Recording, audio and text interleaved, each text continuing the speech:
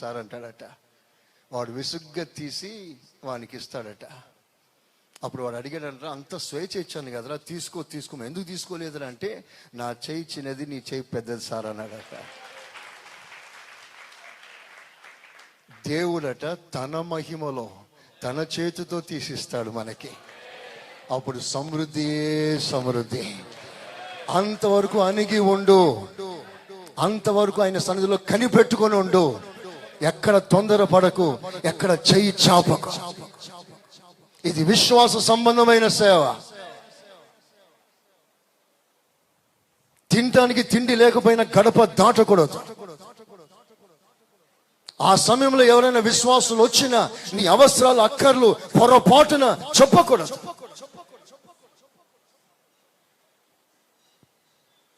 డబ్బు లేదని, బియ్యం లేదని, ఇంట్లో సరుకులు లేవని, తిని చాలా రోజులు అయిందని ఆ మాట నీ నోట పొరపాటున రాకూడదు. ఒకవేళ వస్తే అప్పుడు జాలిపడి నీ మీద తెచ్చిస్తారేమో. అది కొన్ని రోజులే. దేవుని ఎద్దని ఆ రహస్యం దాచి ఉంచితే గోడౌన్లో దేవుడు ఇప్పి నెక్కిస్తాడు. Praise the Lord. మాకు అలాగ నేర్పించారు. అనేక సమయాల్లో సందర్భాల్లో ఇంట్లో బియ్యం ఉండేది సందర్భాలు, బియ్యం లేని సందర్భాలు ఎన్నో ఉంటాయి. అప్పుడు పాస్టర్ గారు, డేవిడ్ రాజ్ పాస్టర్ గారు మాకు నేర్పించిన ఆ ఉపదేశం ఏమిటంటే, మాటలు ఏమిటంటే, అనుభవాలు, పొయ్యి వెలిగించాలి, డేక్ష గంజు పెట్టాలి, నీళ్లు మసులుతా ఉండాలి. బియ్యం లేకపోయినా నీళ్లు మసులుతా ఉండాలి, పొగ రావాలి బయటికి. విశ్వాసులు వచ్చి చూసినప్పుడు పొగ వస్తుంది, ఏదో వండుకుంటున్నారా అనే ఫీలింగ్తోనే పోవాలి. నీ మీద జాలిపడి ఎవరు రాకూడదు విశ్వాసులు. ఇది విశ్వాస సంబంధమైన సేవ. నీ అవసరం, నీ అక్కర్లు కేవలం ప్రభుకు మాత్రమే తెలియాలి. ఈరోజున యథార్థంగా చెప్తున్నాను, సేవ ప్రారంభించి సరిగ్గా 25 సంవత్సరాలు. ఈ 25 సంవత్సరాల సేవలో ఏనాడు ఈ చెయ్యి ఎదుటి వాని దగ్గర చెయ్యి చాపలేదు. ఈ రోజు వరకు చెయ్యి చాపలేదు. ఇవ్వటానికి చాపిందే కానీ తీసుకోవటానికి ఏనాడు నేను చాపలేదు. నా దేవుడు తీసుకునేవానిగా కాదు, ఇచ్చేవానిగానే దేవుడు చేస్తాడు. Praise the Lord. ఇది విశ్వాసంతో కూడిన సేవగా మీరు దీన్ని ముద్ర వేసుకోండి. కానీ సంఘములో ఆత్మీయత తగ్గకుండా చూసుకో. అందుకే నేను ప్రభు అంటాడు, మీరే వారికి భోజనం పెట్టండి, మీరే పెట్టండి. ఒక సేవకునికి దేవుడిచ్చిన ముఖ్యమైన పని ఏంటో తెలుసా? Very important ministry. సేవలో గుండెకాయ లాంటిది. అదేమిటంటే సంఘానికి ఆహారం వడ్డించుట, సంఘానికి భోజనం పెట్టుట. ఇందుకొరకే ప్రభుని నియమించాడు. చూడండి ఆ మాట బైబిల్లో, మత్తయి సువార్త 24వ అధ్యాయం. మత్తయి సువార్త 24వ అధ్యాయం 46. మీరు అనుకున్న నీ గడియలో మనుష్య కుమారుడు వచ్చును గనుకనే మీరు సిద్ధముగా ఉండుడి. 45. యజమానుడు తన ఇంటి వారికి తగిన వేళ అన్నము పెట్టుటకు. తగిన వేళ. అందరూ మాట అంటారా గట్టిగా? మళ్ళీ చెప్పండి. తగిన వేళ అన్నము పెట్టుటకు, ఆహారం పెట్టుటకు వారి పైన ఉంచిన నమ్మకమైన వాడును బుద్ధిమంతుడునైన దాసుడెవడు? దాసుడెవరు? చాలు. దైవ సేవకులారా, తగిన వేళలో తగిన ఆహారం పెట్టడానికి ఒక నమ్మకమైన సేవకునిగా దేవుడు సంఘంలో నిన్ను పోస్టింగ్ ఇచ్చి పంపించాడు. నీ పని ఏమిటంటే తగిన వేళలో టైంకి సరైన ఆహారం, పౌష్టికాహారం సంఘానికి నువ్వు అందించాలి.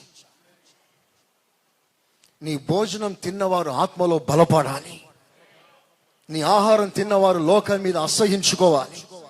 నీ ఆహారానికి అలవాటు పడ్డవారు ఇంకెక్కడ అలవాటు పడకూడదు. ఎంత దూరం వెళ్ళినా మరలా ఈ ఆహారం తినటానికి పరుగులు తీసుకొని రాగలగాలి. అలాంటి శ్రేష్టమైన భోజనం ప్రతి ఆదివారం నువ్వు సంఘానికి అందించాలి. ఆమేన్. తగిన ఆహారం,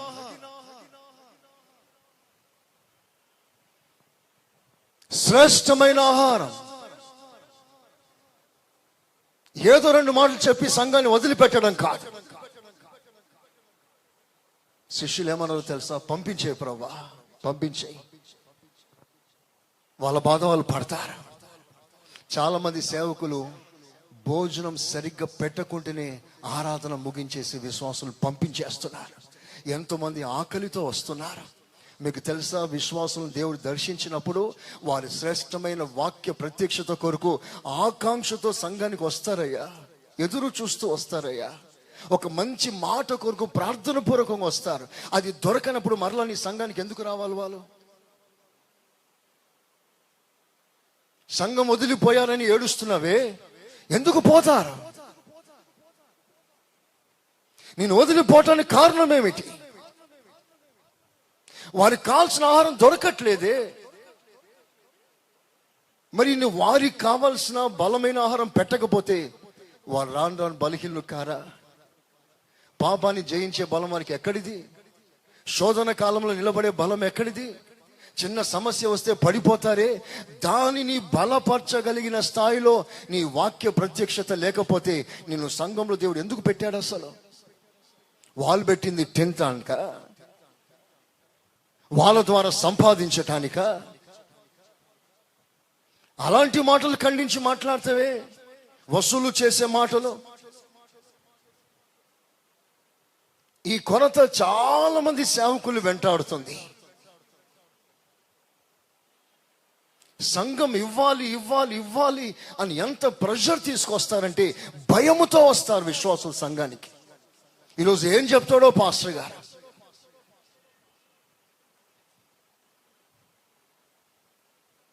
ఏమి ఇవ్వమంటాడో అని భయపడి వచ్చే వాళ్ళు ఉన్నారు. మనశ్శాంతి కొరకు వచ్చే వాళ్ళు ఉన్నారయ్యా, ఆదరణ కొరకు వచ్చే వాళ్ళు ఉంటారయ్యా. వారికి ఉన్న బలహీనతను జయించటానికి కావలసిన ఒక మాట దేవుని యొద్ద పొందటానికి వస్తారు. కానీ నువ్వేమో అదేది పట్టించుకోకుండా ఎలా ఎలా రాబడదామా ఈ ఆలోచన తప్ప కొంతమంది సేవకులకు మరో మాట ఉండదు. ఒకడు మహాబలవంతుడట, నిమ్మకాయని కోసి అలా పిండేశాడట. బలవంతుడు పిండేస్తే తనకున్న బలం సామర్థ్యంతో పిండితే ఇంకా ఆ నిమ్మకాయలున్న ఆ రిమ్మ రసం అంతా పోయింది. అప్పుడు పిప్పి అయిపోయిన ఆ నిమ్మకాయని పట్టుకొని, సగం నిమ్మకాయని, ఇందులోంచి ఎవడైనా ఒక్క చుక్క నిమ్మ రసాన్ని పిండగలిగితే వానికి బహుమానం ఇస్తానన్నాడట. అందరేమన్నారో తెలుసా? సార్ మీరంత బలవంతులు, మీరు పిండితే ఇంకా ఎవరు పిండగలరు సార్ అందరు అన్నారట. ఒకడు గాలి కొట్టుకొచ్చాడట, అంత బలహీనంగా ఉన్నాడు.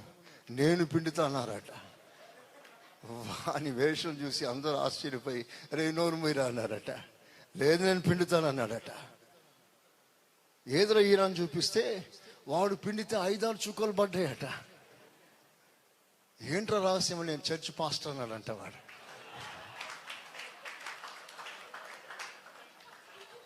అంటే పాస్టర్లకు పిండేది బాగా తెలుసు. స్తోత్ర. ఎంత కఠినలైనా పిండేస్తారు, అంత టాలెంట్ అండి ఈ పాస్టర్లకి.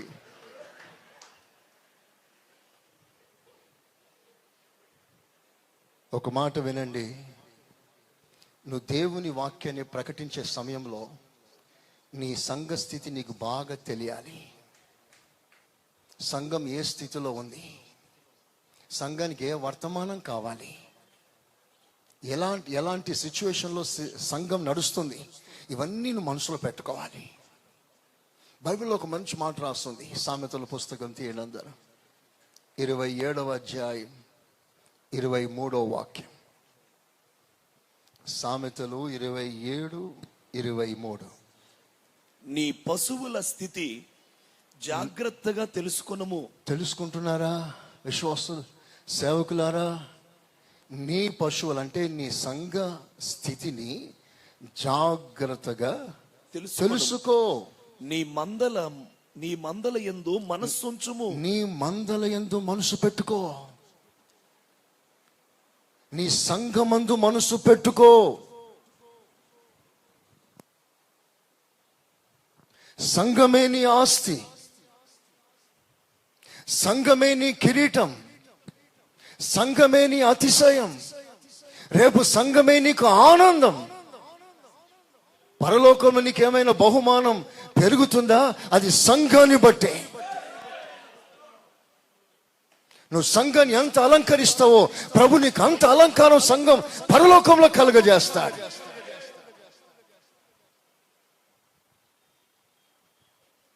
నీ సంఘ స్థితిని జాగ్రత్తగా తెలుసుకో. ఒక దైవ సేవకుడు పుల్పిట్ ఎక్కటానికి ముందుగా ప్రార్థన గదిలో దేవుని యొద్ద మోకాల మీద ఉండి, ప్రభా సంఘానికి ఏం అందించాలయ్యా, ఏం మాట్లాడాలయ్యా అని కనిపెట్టి కనిపెట్టి కనిపెట్టి ఒక మెసేజ్ మీరు పొందాలి. గూగుల్ మెసేజ్ కాదయ్యా, రెడీమేడ్ మెసేజ్ కాదయ్యా, కనిపెట్టి పొందయ్యా మెసేజ్ని. గూగుల్ మెసేజ్లో ఉన్నది ఉన్నట్లుగా డెలివరీ చేస్తే మెచ్చుకోవచ్చు, కానీ ప్రజలు నొచ్చుకోరా.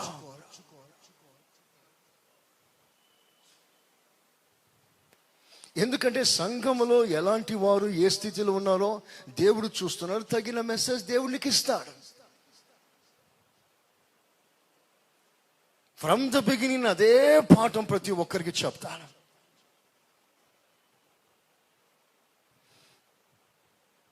నేను ఆరోగ్యంగా ఉన్న రోజులు చాలా కాలం రాత్రంతా, శనివారం నైట్ అంతా మోకాల మీద ఉంటాను.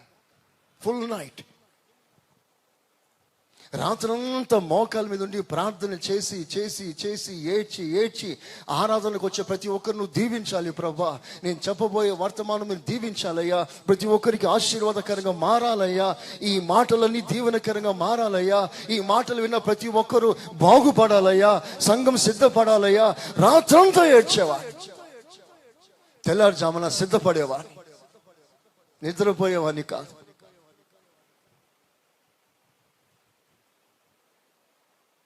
ఆ తర్వాత బలహీనమైన తర్వాత ఉదయకాలం 3 గంటలు లేస్తా. మార్నింగ్ 3 నుండి ప్రభు దగ్గర కూర్చుంటాను. అందుకే ధైర్యంగా నేను చెప్తున్నాను, ఆదివారం అక్కడ మాటలు వినటానికి ప్రజలు 200 కిలోమీటర్లు, 100 కిలోమీటర్లు, 80 కిలోమీటర్లు దూరం నుంచి సంఘానికి వస్తారు ఆరాధనకి. Praise the Lord. ఈరోజు నా దేవుని మాట విస్తరిస్తుంది. 8 మందికి వాక్యం చెప్పడం ప్రారంభించాను. ఇప్పుడు ఏకదాటిగా 82 దేశాల్లో దేవుని వాక్యం వింటున్నారు. 82 కంట్రీస్. సరైన సాలిడ్ మెసేజ్ ఇవ్వాలి సంఘానికి. ఆ మెసేజ్ విన్న వాళ్ళు ఎన్నడూ వెను తిరగటానికి వీల్లేదు. నేను గట్టిగా పట్టుకుంటారు. నీ ఆవేశం, నీ కోపం ప్రకటించావనుకో సంఘం ముక్కలైపోతే జాగ్రత్త. వాక్యం ద్వారానే ఖండిస్తున్నా, నిజమే. అది నీ ఆవేశం అయితే సంఘం ముక్కలైపోతాయి. నీ ఆవేశం ఎన్నడూ సంఘంలో ప్రకటించక, బయటికి రానిక. అది దైవావేశమై ఉండాలి. ఆమేన్. నీ ఆవేశం సంఘాన్ని ముక్కలు చేస్తుంది, దైవావేశం సంఘాన్ని ఒకటి చేస్తుంది. Praise the Lord. కనుక నువ్వు దేవుని మాట చెప్పేటప్పుడు ఆ వర్తమానం దేవునిదై ఉండాలి, దేవుని ఎంత పొందినదై ఉండాలి.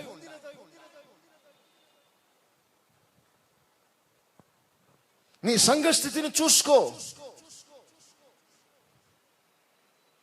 గత 2 మంత్స్లో మా సంఘంలో 2 సూసైడ్ కేసు జరిగింది. ఒకటి బ్రాంచ్లో, అప్పుడప్పుడే వస్తున్న ఒక విశ్వాసి.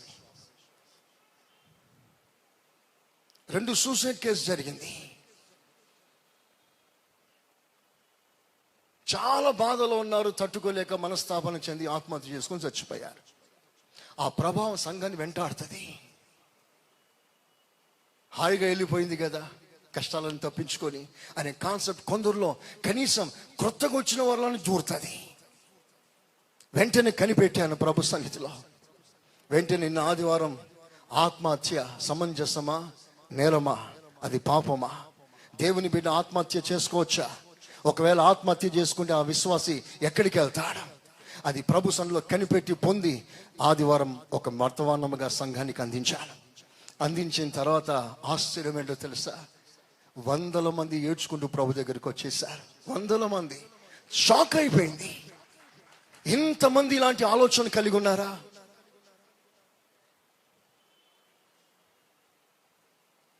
సంఘానికి కావలసిన వర్తమానాన్ని దేవుడు తన సేవకుని ద్వారా సంఘానికి అందిస్తాడు. Praise the Lord. సంఘపు దూతకి ఇలాగూ రాయము అన్నాడు. సంఘానికి రాయము కాదు, సంఘపు దూతకి రాస్తే సంఘపు దూత చదువు వినిపిస్తాడు.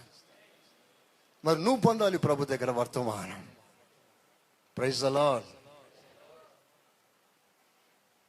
మీరు ఆ స్థాయికి రావాలని ఆశిస్తున్నారు. చూడండి, ఆ మెసేజ్ పంచే ఆ క్రమం బైబిల్ ఎంత చక్కగా రాస్తుందో మీకు చూపించానా? అదే లూకా సువార్త 9వ అధ్యాయం 16వ వాక్యం చూడండి. అంతటా ఆయన ఆ 5 రొట్టెలను 2 చేపలను ఎత్తుకొని ఆకాశం వైపు కన్నులెత్తి వాటిని దానిని ఆశీర్వదించి విరిచి జనసమూహమునకు వడ్డించగా శిష్యులకు వారు కడుపార తిని తృప్తి పొందారు. Praise the Lord. హల్లెలూయా. అందరూ చేతులు పైకెత్తి అల్లాడిస్తూ యేసయ్యా స్తోత్రం అనండి. చెప్పండి, యేసయ్యా స్తోత్రం. దేవుని వాక్యం సంఘానికి అందించే క్రమం ఇది. దేవునికి ఇచ్చిన రొట్టె వాక్యం చేత పట్టుకో. దేవుడు నాకు ఇచ్చిన ప్రత్యక్షత మాటలన్నీ కూడా ప్రభు సన్నిధిలో కూర్చొని నేను బుక్లో రాసుకుంటాను. ప్రతి ఆదివారం ప్రభు నాకు ఇచ్చే ప్రత్యక్షతలన్నీ ఒక పుస్తకంలో రాసుకుంటాను. ఆ రాయబడిన వర్తమానం అంతా చేత పట్టుకొని ప్రభు సన్నిధిలో ప్రార్థన చేసి సంఘానికి వడ్డించాలి. రెండవదిగా, నీ తల పైకెత్తు, ఆకాశం తట్టు నీ తల ఎత్తి కృతజ్ఞతాస్తుతులు చెల్లించి ఆశీర్వదించి దాన్ని విరిచి సంఘానికి పంచిపెట్టాలి. ఒక మాటలో చెప్పాలంటే, నీవే సంఘానికి ఒక ఆహారం. నువ్వు విలువబడితేనే నీలోంచి ఒక శ్రేష్టమైన ఆహారం సంఘానికి బయలుదేరుతుంది. Praise the Lord. Praise the Lord. నీవు ప్రజలకు సంఘానికి ఆశీర్వాదంగా ఉండాలనే ప్రభు నిన్ను విరుస్తాడు.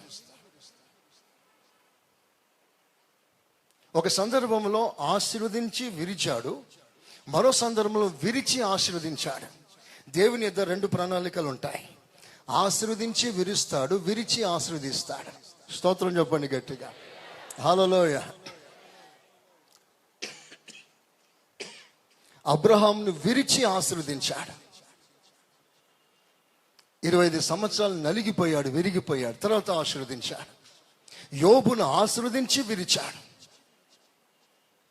నా దేవునికి ఉన్న గొప్ప అద్భుతమైన కార్యం ఏంటంటే, నిన్ను విరుస్తాడు, తర్వాత 1000 మందికి ఆశీర్వాదకరంగా మారుస్తాడు. విరిచి నిన్ను ఉపయోగించుకుంటాడు. మనుషుల నైజం ఏంటో తెలుసా? Use and throw. చెప్పండి, యూజ్. చెప్పండి అందరూ ఆ మాట. Use and throw. కోక్ టిన్స్లో రాస్తుంటుంది యూజ్ అండ్ క్రష్. వాడుకున్నంతసేపు వాడుకుంటారు, మొత్తం పిండేస్తారు, తర్వాత క్రష్, డస్ట్బిన్లో పడేస్తారు. నువ్వెవరో నేనెవరో బాయ్ బాయ్ అంటారు. ఇది మానవ నైజం. వాడుకొని పడేస్తారు, విరిచేస్తారు.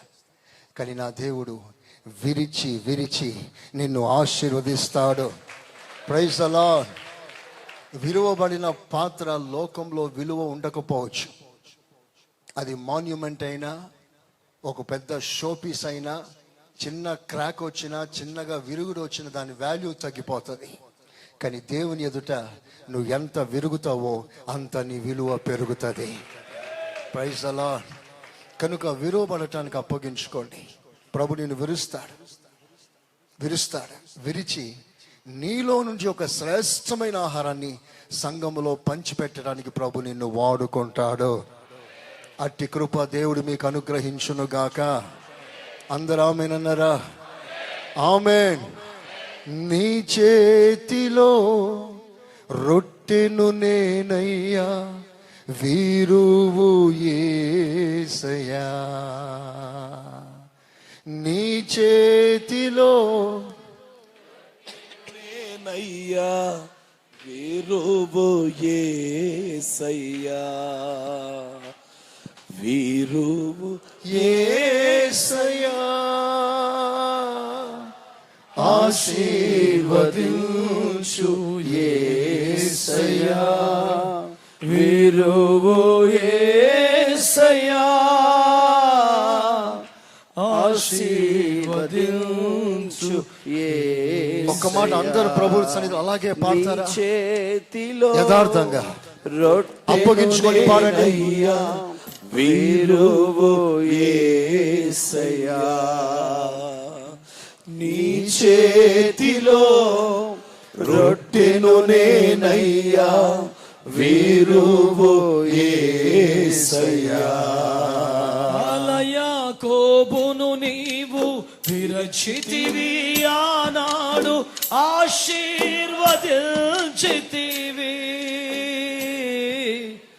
ఇశ్రాయేలుగా మార్చితివి. యాకోబును నీవు విడచితివి, ఆనాడు ఆశీర్వదించితివి.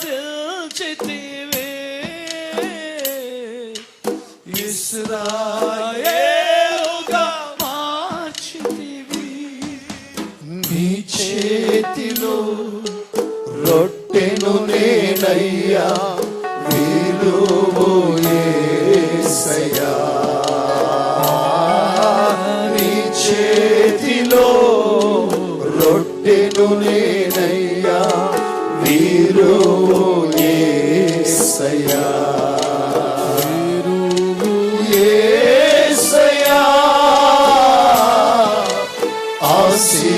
ఆశీర్వదించు యేసయ్యా. వీరువు యేసయ్యా. ఆశీర్వదించు యేసయ్యా. నీ చేతిలో రొట్టెను నేనయ్యా, వీరువు యేసయ్యా. నీ చేతిలో రొట్టెను నేనయ్యా, వీరువు యేసయ్యా. ఆమేన్. దేవుడు అటు కృప మనకు అనుగ్రహించును గాక. ఆమేన్. ఇప్పుడు ఏమని పాడారు మీరంతా?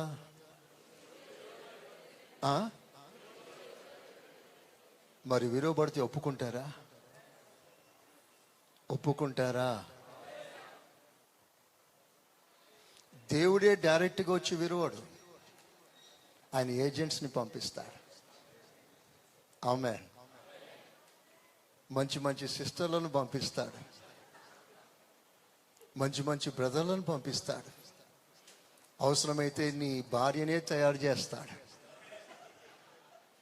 అవసరమైతే నీ భర్తనే తయారు చేస్తాడు. విరవటానికి దేవుడు ఎన్నుకున్న సాధనాలు చాలా విచిత్రంగా ఉంటాయి.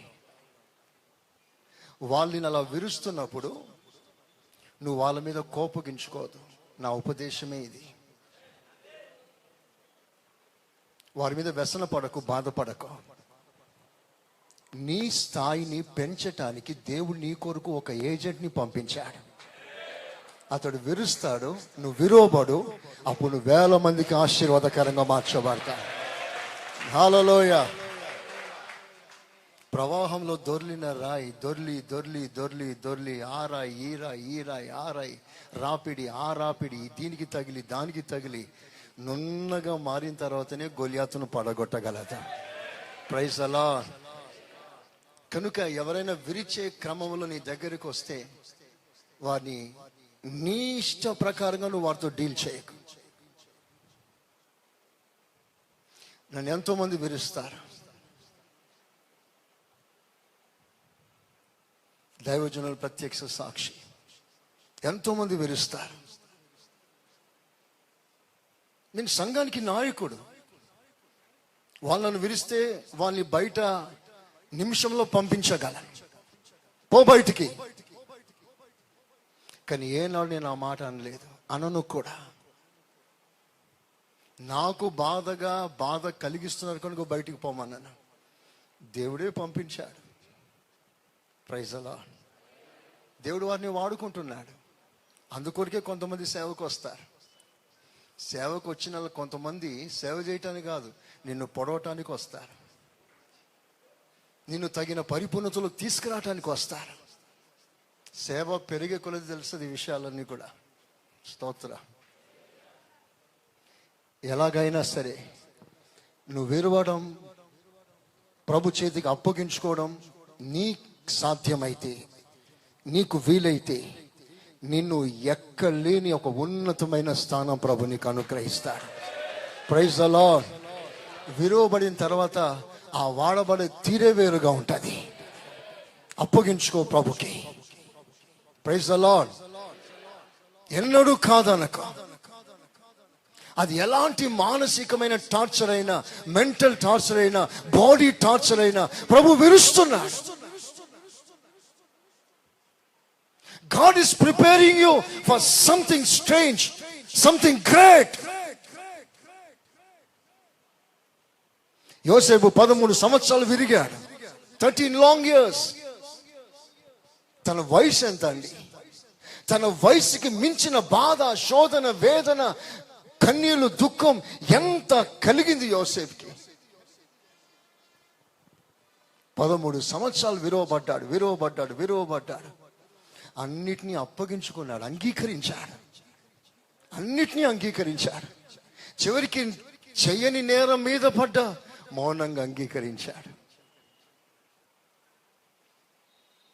13 సంవత్సరాలు విరిగిపోతున్నాడు. చివరికి జైల్లో వేసేశారు. ప్రజలందరూ అన్నారు, యోసేపు చాప్టర్ క్లోజ్ అన్నారు. ఇక యోసేపు చరిత్ర ముగిసింది. యోసేపు అనే మాట చరిత్రలో ఇక మీద వినబడదు అని పగవారు మాట్లాడుకున్నారు. విచిత్రమైన సంగతి, ఎక్కడ చరిత్ర ముగిస్తుంది అని ప్రజలు మాట్లాడుకున్నారో అక్కడే చరిత్ర ప్రారంభమైంది. Praise the Lord. హల్లెలూయా. దిగిపోయాడు అనుకున్నారు యోసేపు. పాతాళంలో అట్టడుగు భాగంలో మునిగిపోయాడు అనుకున్నారు.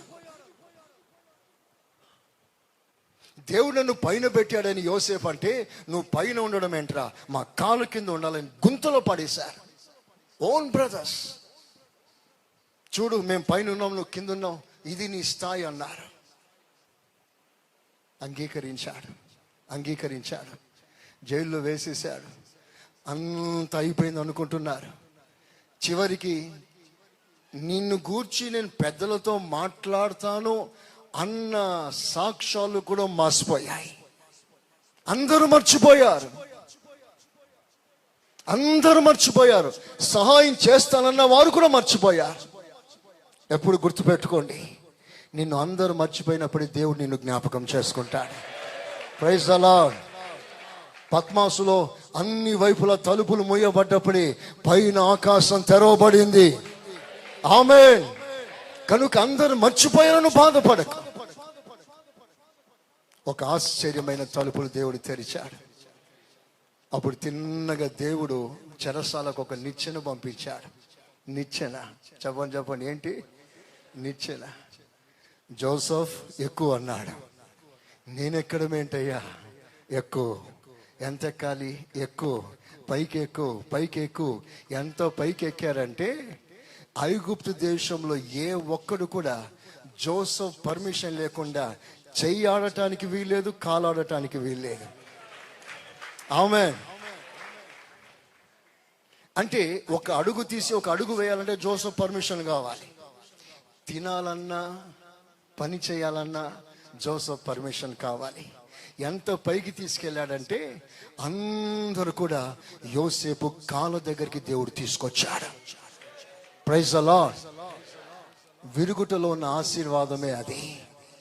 విరిగినప్పుడు నువ్వు పనికిరావు అంటారు, నువ్వు వేస్ట్ అంటారు. కానీ మర్చిపోకు, మూలకు నెట్టి వేయబడిన రాయి మూలకు తలరాయిగా మారుతుంది. Praise the Lord. అందరూ చిన్న చూపు చూసినప్పుడే దేవుడు పెద్దగా చూడడం మొదలు పెడతాడు. ఎప్పుడు బాధపడకు, కలవరపడకు. దావీదుని అందరూ చిన్న చూపు చూశారు. సొంత ఇంటి వారు, తండ్రి, తల్లి, సహోదరులు అందరూ చిన్న చూపు చూశారు.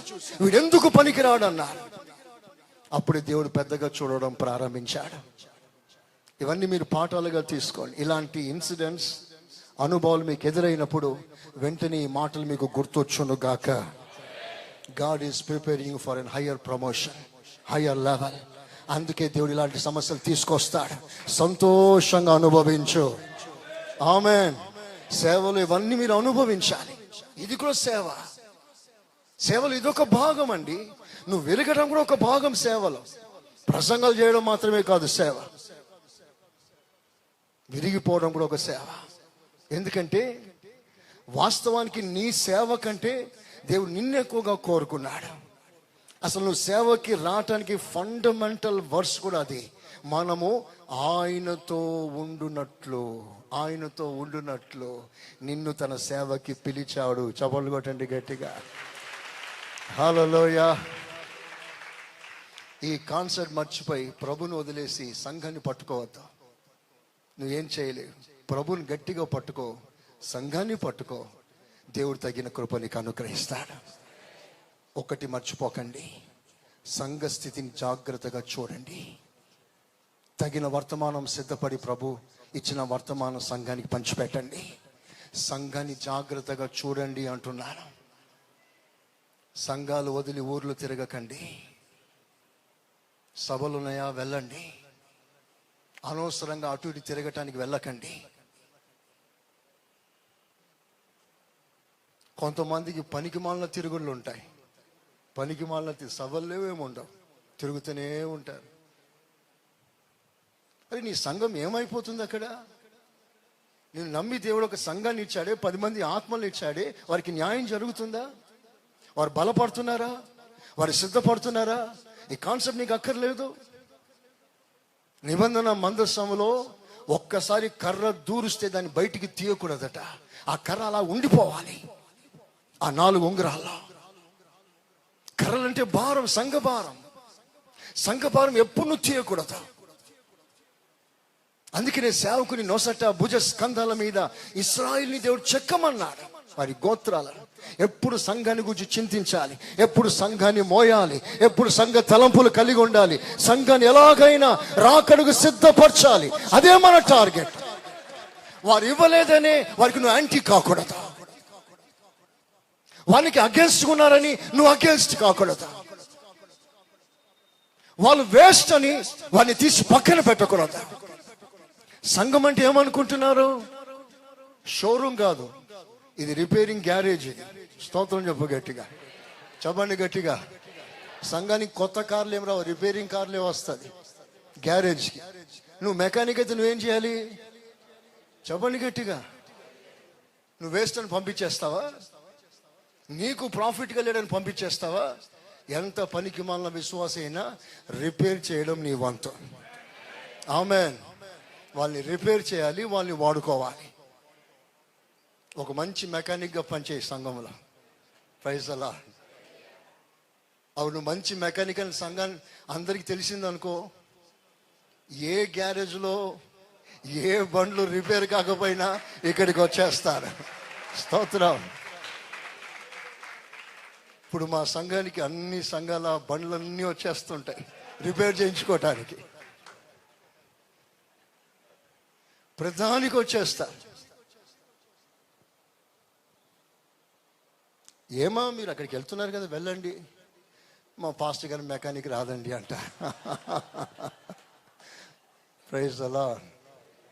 మంచి మెకానిక్గా పేరు పొందండి. ఎక్కడ లేని బండ్లన్నీ మీ దగ్గరికి వచ్చేస్తాయి. Praise the Lord. మంచి ఆహారం వడ్డించండి. నేను త్వరగా ముగిస్తాను. 36వ వాక్యం చూడండి ఒకసారి. అది లూకా సువార్త 9వ అధ్యాయం ఆ శబ్దము 32వ వాక్యం 32. పేతురును అతనితో కూడా ఉన్నవారును నిద్రమత్తుగా ఉండిరి. వారు మేలుకొనినప్పుడు పేతురు తనతో కూడా ఉన్న శిష్యులు నిద్రమత్తులై ఉండిరి. వారు మేలుకొనినప్పుడు వీళ్ళలో ఉన్న రెండవ కొరత, మొదటి కొరత ప్రత్యక్షత లేనివారు, బాధ్యత లేనివారు. ఆ మాట కావాలంటే మీరు రాసుకోండి, మీకు చాలా ఉపయోగకరంగా ఉంటాయి ఆ మాటలు. సేవకుల్లో కనిపిస్తున్న కొరతలు, బాధ్యత లేని, ప్రత్యక్షత లేని కొరత. తొందరగా పంపించేస్తారు సంఘాన్ని నుంచి. రెండవదిగా వైరాగ్యం లేనివారు. రెండవ కొరత వైరాగ్యం లేనివారు. మీరు కొంచెం కూడా వైరాగ్యం లేదు, ఆసక్తి లేదు. ఈ శిష్యులు ఏం చేస్తున్నారో తెలుసా? ఒక మహిమకరమైన అనుభవంలో నిద్రపోతున్నారు, నిద్రమత్తులై ఉన్నారట. చూడండి, నిద్రపోవడం తప్పు కాదు. మెలకువ ఉండి ప్రార్థన చేయండి, మెలకువ కలిగి ప్రార్థన చేయండి, 24 గంటలు మెలకువగా ఉండడం కాదు. నిద్రపోవడం తప్పు కాదు, కానీ నిద్రపోకూడని చోట నిద్రపోవడం తప్పు. హలో హలో కొంతమంది పాస్టర్లు చూసి గుండె పగిలిపోతుంటుంది.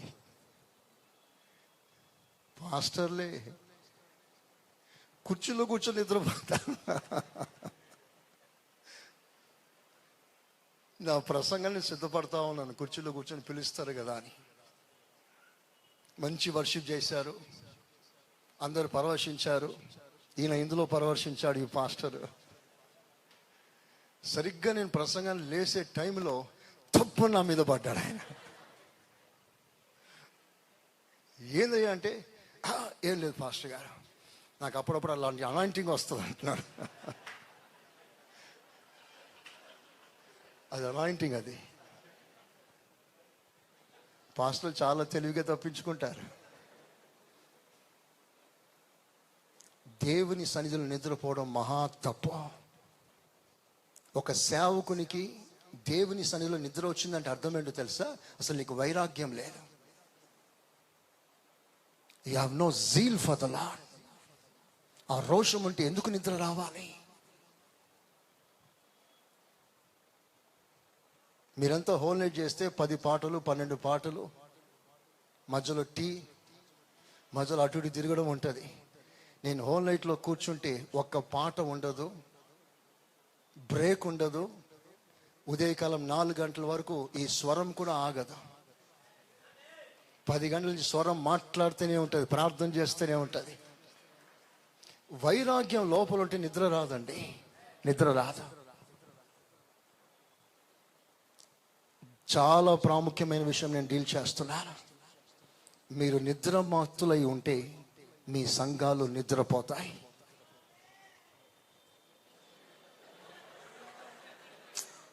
ఆమె బాధ ఆమెది.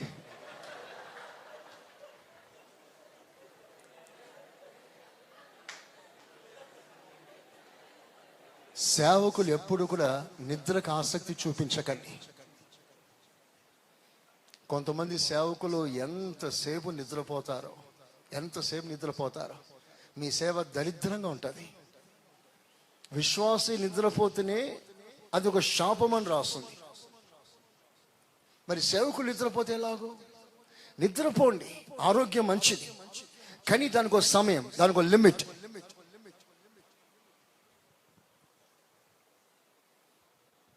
ఇప్పుడు నాలాగనే మిమ్మల్ని అందరినీ 2-3 గంటలు నిద్రపోమని చెప్పట్లేదు. మీరు నిద్రపోండి, కానీ నిద్రపోయే సమయంలో నిద్రపోండి. నిద్రపోకూడని చోట నిద్రపోయారో దేవుని తీర్పు మీ మధ్యలోకి దిగి వస్తుంది. జాగ్రత్త. నిద్రకి ఎక్కువ ఆసక్తి చూపించకండి. Praise the Lord. హల్లెలూయా. నేను ఈ పేతురికి ఒక మంచి పేరు పెట్టాను, స్లీపింగ్ స్పెషలిస్ట్. చెప్పండి, ఏ స్పెషలిస్ట్? ఎక్కడైనా నిద్రపోగలడు పేతురు. అటు దేవుడు అక్కడ మహిమలో ప్రత్యక్షమై మోషే ఏలియాలు కనబడి మాట్లాడుతుంటే అది నిద్రపోయే స్థలమా అండి? అది ఆ సిచ్యువేషన్ ఎలాంటిది? అసలు యేసు ప్రభు దగ మెరిసిపోతా ఉంటే అద్భుతమైన సన్నివేశంలో నిద్ర ఎలా పట్టిందయ్యా నీకు? అంత మంచి వాక్యం జరుగుతుంటే, సంఘంలో ఆ కొరతలు ఉంటుంటే సేవకునికి ఎలా నిద్ర పడుతుంది? అక్కడ నిద్రపోయాడా? గెత్సెమనీ తోటలో యేసు ప్రభు చెమట రక్త బిందువులుగా, సేద బిందువులుగా కింద రాలి పడుతుంటే, అంత వేదన, అంత బాధ కలిగి ఉంటే పేతురు పక్కన పడుకొని నిద్రపోతున్నాడు. నా యజమానికి ఇంత బాధనా, ఇంత దుఃఖమా అని కన్నీళ్లు పెట్టుకుని గోలగా ఏడవలసిన పేతురు తన యజమాని మీద వైరాగ్యం లేకపోవడం వలన నిద్రపోతున్నాడు. గెత్సెమనీ తోటలో కూడా నిద్రపోతున్నాడు. మరో స్పెషల్ సంగతి ఏంటో తెలుసా? బాగా కొట్టి జైల్లో వేస్తే జైల్లో కూడా నిద్రపోతాడు ఈయన. స్తోత్ర. కొంతమంది పాస్టర్లు ఉన్నారు తెలుసా, కూర్చోవడంతోనే నిద్ర స్టార్ట్ చేస్తారు. పేర్లు చెప్పాను కానీ నిద్ర స్పెషలిస్టులు ఉన్నారు. కానీ ఒకరోజు పేతురు మేలుకున్నాడు. పేతురు మేలుకొని సంఘాన్ని మేలుకొల్పాడు. సంఘమా, నిద్రపోకండి. నిద్రపోవడం వల్ల నా జీవితంలో ఏం నష్టం జరిగిందో నాకు తెలుసు, మీరు నిద్రపోకండి అని సంఘానికి ఒక ఉత్తరం రాశాడు. తర్వాత కాలంలో పేతురు జీవితం ఎలా రూపాంతరం పొందిందంటే, ఒక సందర్భంలో పేతురు పరిచర్య చేసి ఇంటికి వచ్చాడు. అమ్మ ఆకలి, అన్నం పెట్టన్నాడు. అయ్యా ఒక 5 నిమిషాలు అయ్యా, భోజనం వండి పెడతామయ్యా, ఫ్రెష్గా వేడిగా పెడతామయ్యా అన్నారు. ఆ 5 నిమిషాల గ్యాప్లో మనం ఏం చేస్తాం? ఒక్క నిద్ర, ఒక్క కొనుకు తీయమా? నిజం చెప్పండి, ఒక్క కొనుకు తీయమా? అన్నం వండే లోపు ఒక నిద్ర తీయమా? కానీ పేతురు ఆ అన్నం వండే లోపు ఆకాశం తెరవబడినంతగా పరవశుడైపోయాడు. ఆ కొంత సమయము కూడా ప్రార్థన కొరకు వాడుకున్నాడు. Praise the Lord. కనుక సేవకుడు ఏమై ఉండాలి? నిద్రమత్తు కాదు, వైరాగ్యం లేని వాడే కాదు, సరైన రోషము కలిగిన వాడే ఉండాలి.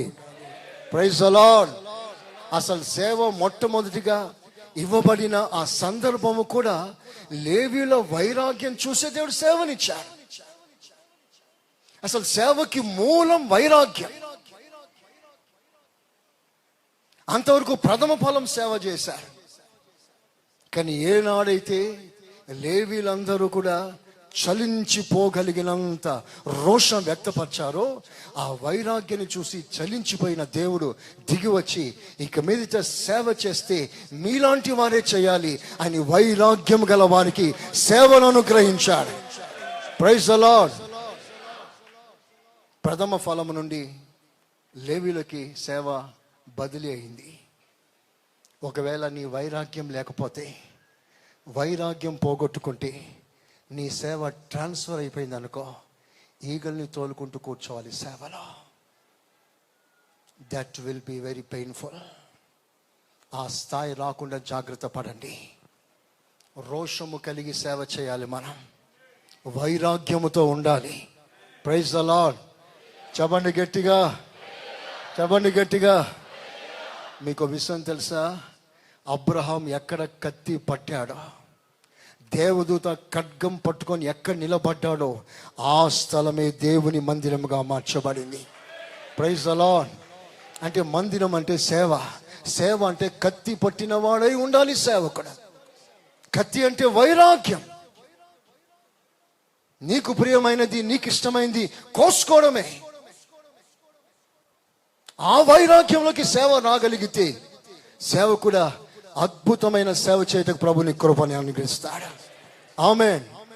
ఇంకో మాట చూడండి, 9వ అధ్యాయం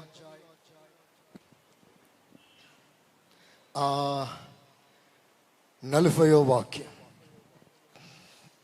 దానిని వెళ్ళగొట్టుడని నీ శిష్యులను వేడుకొంటిని గాని వారి చేత కాలేదని మొర్రపెట్టుకొనెను. బా సామర్థ్యం కొరత, సామర్థ్యం లేని వారు సేవకులు. చిన్న చిన్న ఆసుపత్రులకు వెళ్తే ముక్కు కోసి హైదరాబాద్ పంపిస్తారు. ఇది మా వల్ల కాదు, అక్కడే స్తోత్ర. ఎందుకు? ఆ డాక్టర్ వల్ల కాదు. ఆ డాక్టర్ ఆ పేషెంట్ ఎక్కడికి పంపించేస్తాడు? హైదరాబాద్కి.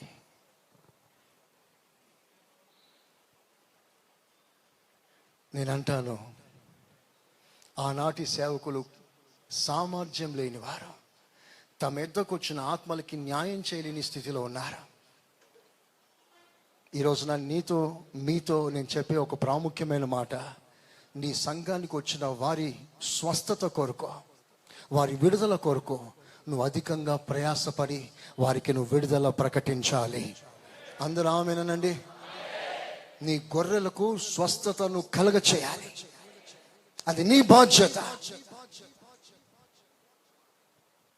వారు ఎలా ఉన్నా పర్వాలేదు అని నువ్వు శుభ్రంగా నీ సేవ చేస్తూ వెళ్ళిపోకూడదు. రేపు ఒక రోజున ప్రభు ప్రత్యక్షమై బలహీనమైన గొర్రెలకు బలమైన గొర్రెలకు మధ్యలో తేడా కనుకొని తీర్పు నీ మీదకి రాజేస్తాడు.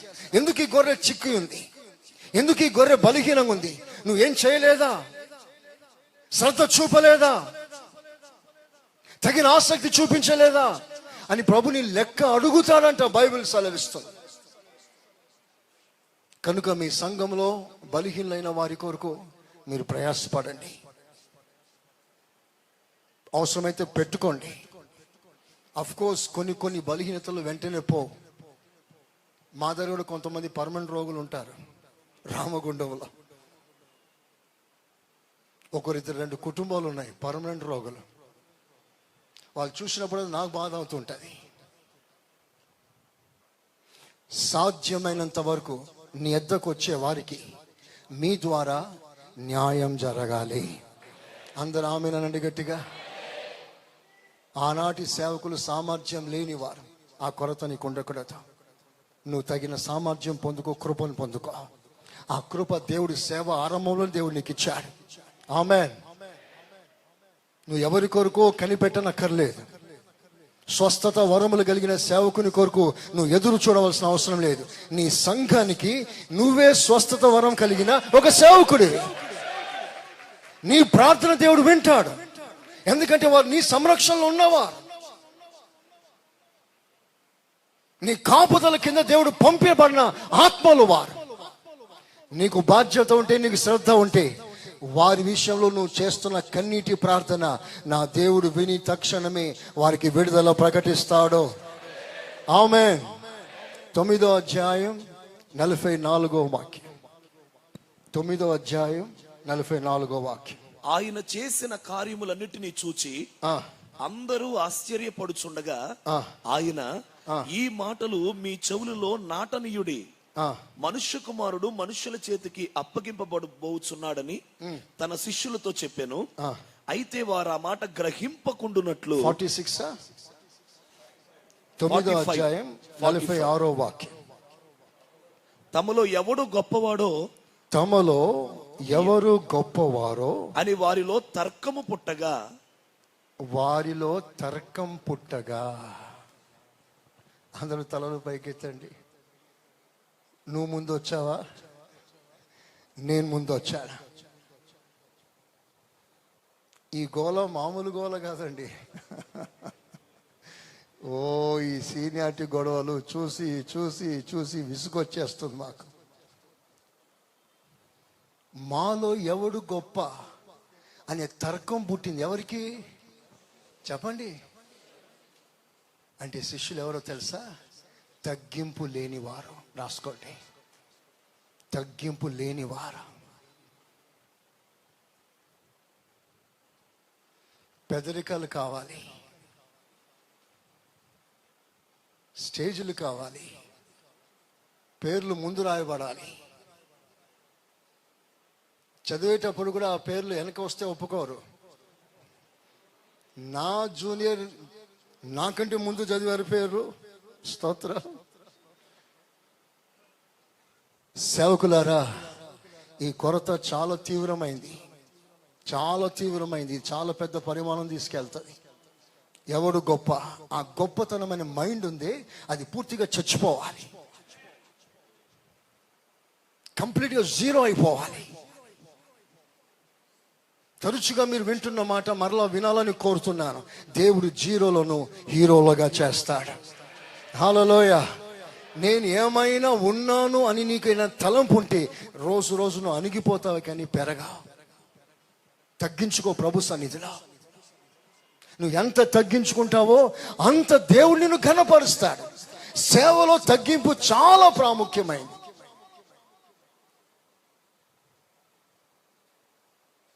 నేను ఎంతైనా తగ్గించుకోగలను. సేవకులకి ఇది చాలా ప్రాముఖ్యమైన అంశం అండి.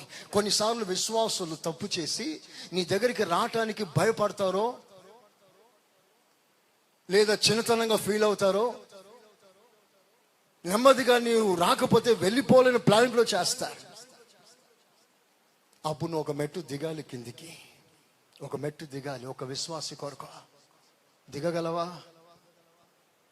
ఆ విశ్వాస దగ్గరికి వెళ్ళి పలకరించి, మిస్అండర్స్టాండింగ్లో జరిగిన కాన్సిక్వెన్స్ అంతా వివరించి, అయ్యా ఇలా జరిగింది, క్షమించండి, రండి సంఘానికి రండి అని ఒక విశ్వాసి కొరకు నువ్వు దిగగలవా? ఒక్క విశ్వాసి కొరకు. వాడు వస్తే ఏంటి, పోతే ఏంటి అన్న ఫీలింగ్ నీకుంటే వరుస కడతారు. జాగ్రత్త, సంఘం ఖాళీ అయిపోతుంది. ఒక్క విశ్వాసి పోకుండా జాగ్రత్తగా నువ్వు కాపాడుకో, తగ్గించుకో. యేసు ప్రభువే దిగి వచ్చాడండి మన కొరకు. అందరు రెండు చేతులు ఎత్తి యేసయ్యకి స్తోత్రం చెప్తారా? చెప్పండి, యేసయ్య స్తోత్రం. అసలు ఆయన దిగి రాకపోతే మనకు రక్షణే లేదు కదండి. ఆయన ఎక్కడ, మనం ఎక్కడ? ఆయన స్థాయి ఏంటి, మన స్థాయి ఏంటి? అంత గనుడు, అంత గొప్పవాడు మన కొరకు దిగి వచ్చాడే. అలా దిగి వచ్చినందుకే ఈ రోజున మనం ఇక్కడ కూర్చోగలుగుతున్నా. మరి నువ్వు దిగగలవా? ఒక మెట్టు కొంచెం తగ్గించుకోగలవా? నేను తరచుగా ఒక మాట చెప్తూ ఉంటాను, చేతి వేళ్ళన్నీ సమానంగా ఉండవు, ఎగుడు దిగుడుగా ఉంటుంది. కానీ ఒక్కసారి వంచితే అన్నీ సమానంగా అయిపోతుంది. ఒక్కసారి వంచి చూడండి, మీ చేయి పట్టుకోండి ఇలాగ. అందరు సిస్టర్లు కూడా, బ్రదర్లు కూడా ఇట్లా వంచి చూడండి. ఈ పెద్ద వేలు నువ్వు పెద్దగా తగ్గించే ప్రయత్నం చేయకు, మామూలుగా వంచు. వంచు, సమానమైందా లేదా చెప్పరే. కొంచెం నువ్వు బెండ్ అయితే చాలు, అంత ఈక్వల్ అయిపోతుంది. ప్రైజ్ అలా. కొంచెం తగ్గించుకో ప్రభు కొరకు. ఆ విశ్వాసి నష్టం అయిపోకూడదు. ఆయన రాడు, అంత ఆత్మీయత ఆయనకు లేదు, నీకుంది కదా. నువ్వు తగ్గించుకో. ఎలాగైనా నువ్వు సంఘాన్ని కాపాడుకోవాలి. నేను పిల్లలతో సమాధాన పడటానికి ఎంత కిందికైనా దిగుతానండి. నేను ఈ రోజు వరకు టిల్ టుడే నేను ఎవరితో అసమాధానం నాకు ఉండవద్దు, అది నాకు ఇష్టం లేదు. ఒకవేళ వాళ్ళు అనేక రకాల బలహీనతలు ఉండవచ్చు, నేను దాన్ని పాయింట్అవుట్ చేయట్లేదు, అది దేవుడు చూసుకుంటాడు. నా తోటి సేవకులు ఎవరైనా సరే, పెద్ద పెద్దగా ఉన్న సేవకులు అందరూ కూడా అందరితో సమాధానంగా ఐక్యంగా ఉండటాన్ని నేను ఇష్టపడతాను. ఎంతోమంది వచ్చి ఎన్ని రకాలుగా మాట్లాడతారు, కానీ నువ్వు కొంచెం తగ్గించుకోగలిగితే ఈ ఐక్యతను కడ వరకు నువ్వు కాపాడుకోగల. తగ్గింపు ఐక్యతను కాపాడుకోవటానికి మూల సాధనం. ఐక్యత, తగ్గింపు ఇవి రెండు కలిసి ఉండాలి. వంగితేనే సమానం ఐక్యత. నువ్వు తగ్గించుకుంటేనే సంఘంలో దేవుడు గొప్ప కార్యాలు చేస్తాడు. Praise the Lord. చెప్పండి గట్టిగా. ఆ గొప్పతనం, ఆ హెచ్చింపు స్వభావం పూర్తిగా నీకు పోయేటట్లుగా ప్రభు సన్నిధిలో నిన్ను నీవే తగ్గించుకో. దేవుడు నిన్ను ఆశీర్వదించునుగాక. మరో మాట చదవండి, 9వ అధ్యాయం 49వ వాక్యం. యోహాను ఏలినవాడా, ఎవడో ఒకడు నీ పేరట దెయ్యములను వెళ్ళగొట్టగా ఎవడో మేము చూచితిమి. ఎవడో ఒకడు మన మినిస్ట్రీ కాదు, మన సేవకుడు కాదు, మన బ్యాచ్ కాదు, ఎవడో ఒకడు దెయ్యములను వెళ్ళగొట్టగా దయ్యములు వెళ్ళగొట్టగా మేము చూచితిమి. మేము చూసా. వాడు మనలను వెంబడించు వాడు కాడు గనుక, మన టీం మన మినిస్ట్రీ కాదు గనుక వానిని ఆటంక పరిచితిమని చెప్పాను. వారిని ఆపేశా. అంటే వీళ్ళు ఎవరో తెలుసా? మేమే హైలైట్ కావాలి. స్తోత్రం. ఏదైనా జరగాలంటే మన మినిస్ట్రీ దానికి కారణమై ఉండాలి. మన మినిస్ట్రీ కాకుండా ఇంక ఎవడో వచ్చి చెలరేగిపోతే మనం ఊరుకుంటామా? స్తోత్రం. నీ పక్కోడు ఎదుగుతుంటే నువ్వు ఊరుకోగలవా? మన మినిస్ట్రీ కాదు, వెంటనే అని ఒక్కసారి కింద అణిచేయాలి అని ఒక తలుపు వచ్చేస్తుంది. అది పాపం. వీళ్ళెవరంటే సార్వత్రిక ఐక్యత లేని వారు. They don't have universal unity, the mind of universal unity. ఏదైనా అది మా ద్వారానే జరగాలి, మేమే హైలైట్ కావాలి, మేమే చేయాలి, ఇంకెవరు చేయకూడదు.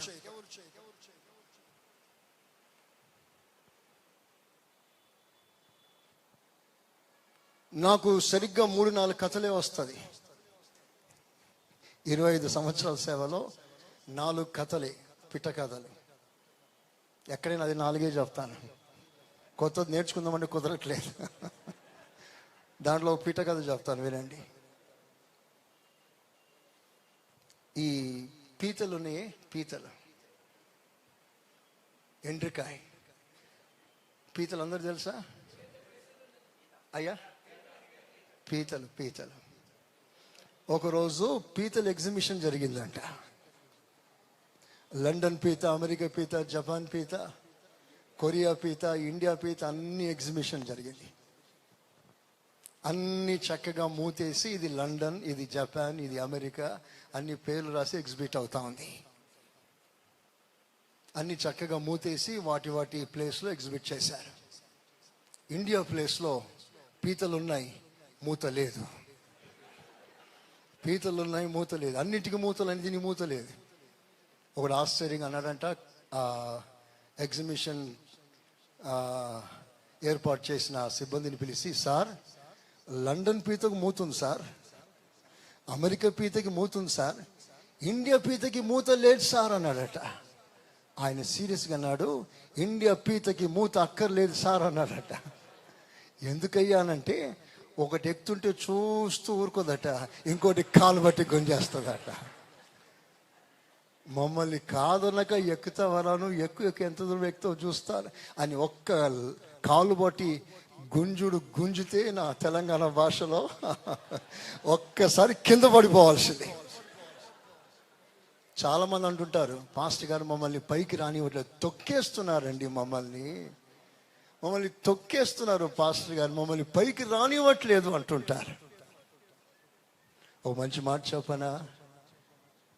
పాస్టర్లు మిమ్మల్ని నడిపించే వాళ్ళు ఒకవేళ తొక్కితే అణిగి ఉండండి, ఒకరోజు మీ స్థాయి అన్నిటికంటే పైన ఉంటుంది. ఎందుకో తెలుసా? హెచ్చింపు అనేది తూర్పు పడమర నుండి రాదు. ఎవరైనా ఘనపరిస్తే మీరు ఘనపరచబడరు, ఆయన ఎద్ద నుంచే రావాలి ఘనత. ఒకరోజు వస్తుంది, నీ స్థానం ఆకాశ మండలంలో తీసుకొచ్చి కూర్చోబెడతారు. Praise the Lord. నీకంటే ఎవరైనా ఎదుగుతుంటే చూస్తూ సహించే మనసు నీకు ఉండాలి. ఆమేన్. మీ చిన్నవాడిని పైకి లేపండి, మీ కింద అసిస్టెంట్కి మైక్ ఇవ్వండి, వాడికి సేవ నేర్పించండి.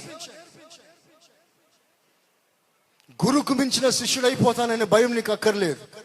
ఎందుకంటే నా ప్రభు మైండ్ కూడా ఎలాంటిది, మీరు చిన్నవారు కనుక మీరు ఎంత చేసినా నాకు కొన్ని తక్కువనే చేయాలని లేదు, ఎంత చేసినా నాకంటే తక్కువ చేయండి రా భక్తులారా అని లేదు, మీరు నాకంటే గొప్ప కార్యాలు చేస్తారు అన్నారు.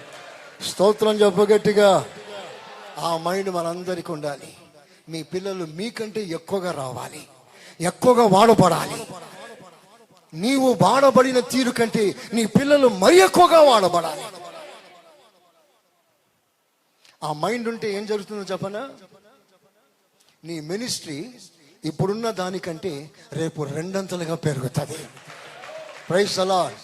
ఎందుకంటే నీ మీద ఉన్న అభిషేకం కంటే నీ తర్వాత వచ్చేవానికి రెండంతల అభిషేకం కావాలి. నువ్వు ఎంత సేవ పొందావో అంతే చేస్తూ కూర్చోవడం కాదు, నువ్వు పొందిన సేవకి రెండంతలుగా జరగాలి. అప్పుడు ఆయనకున్న అభిషేకం కంటే 2 పాలు నీకు ఎక్కువ కావాలి. మీ పిల్లలు పైకి ఎదుగుతుంటే ఎదగనివ్వండి, వారికి చేయనివ్వండి, వారికి ప్రోత్సాహం ఇవ్వండి. బైబిల్లో ఒక మాట రాస్తుంటుంది, సంఖ్యాకాండం 11వ అధ్యాయం తీయండి అందరూ. ఆ మాట చూడండి ఒకసారి, ఎంత చక్కగా రాస్తుంది. 11:29. అందుకు మోషే, నా నిమిత్తము నీకు రోషము వచ్చెనా? నా నిమిత్తం నీకు రోషం వచ్చెనా?